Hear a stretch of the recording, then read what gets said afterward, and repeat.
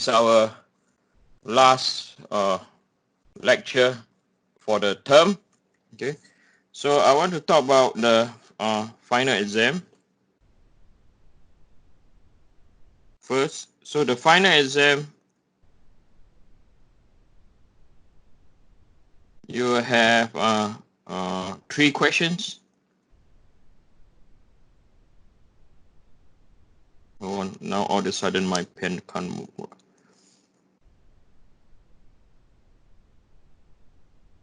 3 questions at 15 marks each. Okay. Okay. So 3 questions. So the topics will be combined loading.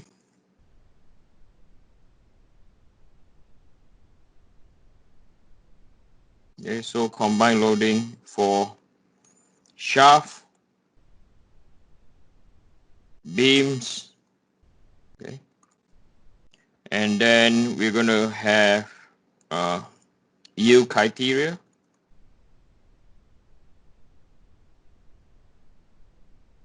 So for yield criteria, I'm going to test you on Tresca, Vormesis, and more. Okay. Then we are going to go into 3D mold circle.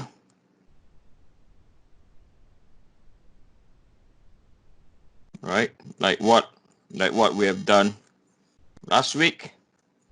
And then another topic is going to be integration method.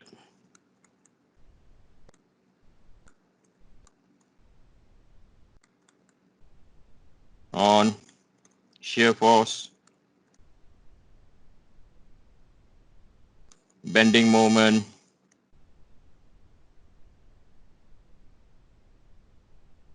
what else?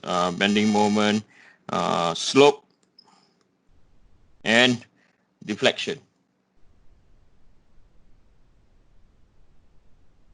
Okay, so if we were to look at in terms of lecture onward, some of you will be interested which lecture do we start. Okay, so it'll be from, so over here so week 9 we already started shaft design, right? So week 9, let me look at week 8. It's not week 8 stuff. So in terms of lecture, right? In terms of lecture, now let me look at your term test first. Okay, let me look at your term test first. Can someone tell me on the previous term test, which week did we stop to? Can anyone tell me? Can you remember, or you can't? If you can't, it's okay. I think week 9. Week 9, right? Hold on. I think so. Yeah, week 9. So if that's the case, so it will be anything from, so if I'm going right down here, okay, week 10 to week 13.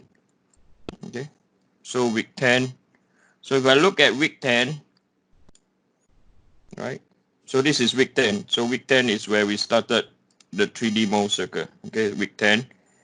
So week 10 is 3D mold circle. Then we have week 11, okay, ductile fracture. Okay, so you still have to remember about your shaft, things like that, okay, and your beams. And then week 12 is mesis and mold integration. Okay.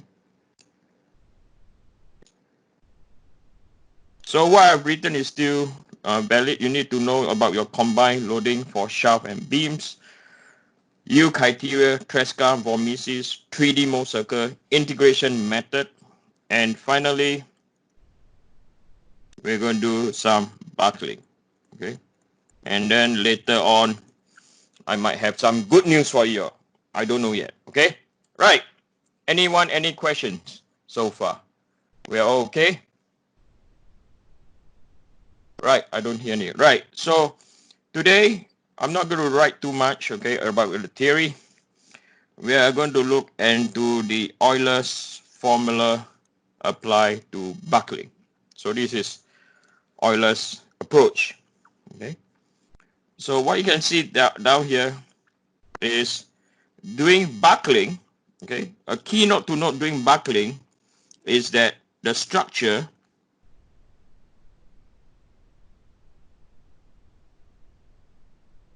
is under compression loading. Okay. So in tension, your structure will not buckle at all. So that's understood. Okay. So over here, what you see over here is we have a structure. So at one point, right, at one point over here, the structure is under compression load. At the other end, it is spin. Okay, where I'm highlighting now is spin. So it's under axial load P. Okay, and there is no X motion at where the load is applied. Okay, so P is coming down vertically. There's no X motion. So on the graph that you see on your right hand side, okay, it is based on the deformation pattern. So what you see down here is based on deformation pattern. So this is how the structure will deform. Okay, so on the x-axis over here is the deflection y. Oh, I should not use that color. I do apologize. Okay, is our deflection y over here. And this is the x-coordinate or the x-axis. So the x-axis is running along the beam, the beam. Okay, the y is the deflection. Okay, so what you see over here is that the deformation pattern that you see is similar to those that you observe in bending moment. Okay, so if I were to rotate, so over here is an image that I've rotated. Okay, they have rotate, and this looks really familiar. Yes or no? Okay, familiar in the sense that we have seen this before. So where we have seen this before is we have seen this in week 12, and I think it's on one of the lectures with elastic curve.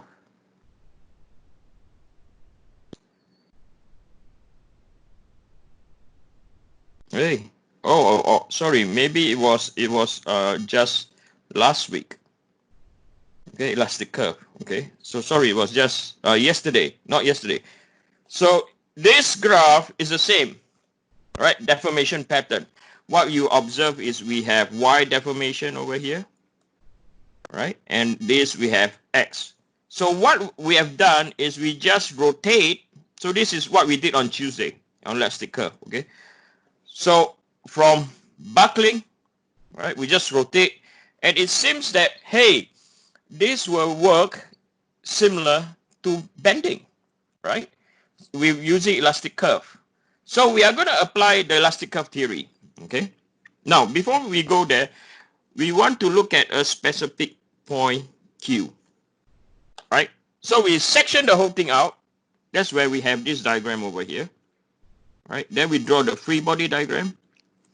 So we realize that at point Q, you have an axial load being applied, and you have a counter moment at point Q, right? We need this counter moment is because the P and point Q, the applied force P and point Q has a certain distance. Okay, so we need to have a counter moment. So then, as I mentioned before, we are going to apply the elastic curve theory now, where moment is equal to EI d squared y over dx squared. Okay, as you can observe. So from the elastic curve equation, right, we realize that if we have d squared y or dx squared, then we have the expression m is equal to E over I. So for our case, the moment about point Q is minus py. Okay, so over here we substitute our moment at point Q, right, is equal to P minus Py over EI. Then we rewrite the expression, okay? Then we rewrite the expression, we come over here. Okay, so you have d squared y over dx squared plus by Py over EI is equal to 0. Okay, so this is known as a second order homogeneous equation. Okay, so this is the parent function. Right, so the parent function is d squared y over dx squared is equal to a dy by dx plus by by equal to 0. Okay, so what Euler did is, just to quickly have a brief recap, he looked at the deformation pattern. He realized that it's very similar to bending moment, right? And then he employed the elastic curve theory, okay, the elastic curve equation, and come up with an expression where he has d squared y over dx squared is equal to m over ei. And then he let the whole function to be equal to 0, and we come up with an homogeneous equation. Okay, so the next thing that he did, okay, the theory, okay, there are more than Eulers that is discovering this. Okay, there are other people that are also that contribute to the theory. Okay, so it's wrong for me to say that it's just him.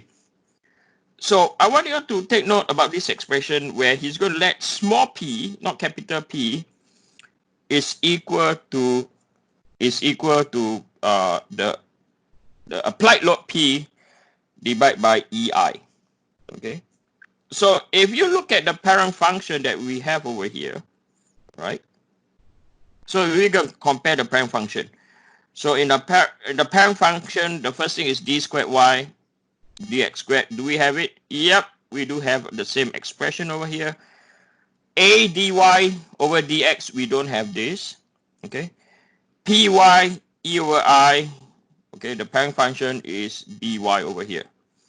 So when that's the case, he let p is equal to the square root p over ei, and then the b expression over here, we realize that small b is equal to p, small p.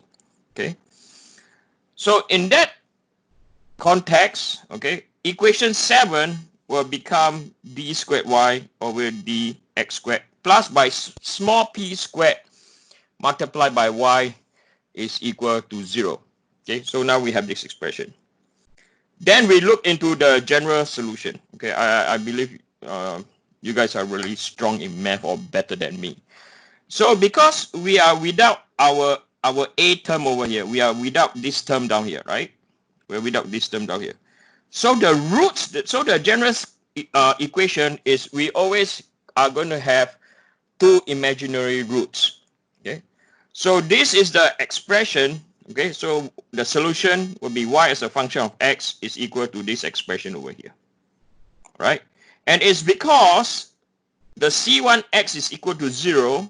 Why is that? Because dy by dx, we have no term at all, right? So we will have a general solution that looks like this. Y as a function of x, a sine px plus b cos px. Okay, so just a general solution. So if we were to plot the general solution out, it looks like this. Okay, if you were to sketch this out, just briefly sketch this out, your general solution will look like this, right? So y and x, okay? And one thing to take note, this general solution, especially this part, is very similar, mathematically, is similar to what? To the beam deflection pattern, right? It's very similar. So similar, what do I mean? So if you look at this profile over here, you have this profile over here, and it's very similar to what you see down here, right? Where I highlighted, right? So that is our general solution, our equation 8. Then we're going to impose boundary condition, okay, such that we will have a unique solution for question number 8. Okay, so if we look at our boundary condition, So we go up here, we look. So we talked about boundary condition last week also. Okay. So not last week, on Tuesday, right? So one of boundary condition is when x is equal to 0, y is equal to 0. And on the other side, when x is equal to L, y is equal to what? 0.